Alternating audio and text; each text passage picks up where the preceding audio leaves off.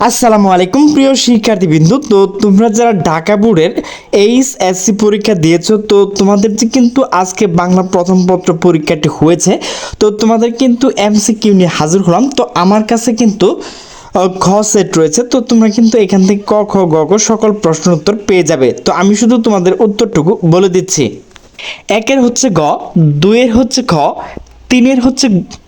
খ, চারের হচ্ছে খ, পাঁচের হচ্ছে নিচের কোনটি সঠিক ঘ, ছয় হচ্ছে খ, সাত হচ্ছে ঘ, আট হচ্ছে নিচের কোনটি সঠিক গ, নয় হচ্ছে ক, 10 হচ্ছে ক, 11 হচ্ছে নিচের কোনটি সঠিক ঘ, 12 হচ্ছে ঘ, 13 হচ্ছে ক, 14 হচ্ছে ক, 15 হচ্ছে ঘ, 16 হচ্ছে খ, 17 হচ্ছে খ, 18 হচ্ছে ঘ, 19 হচ্ছে ঘ, 20 হচ্ছে খ, 21 হচ্ছে ঘ,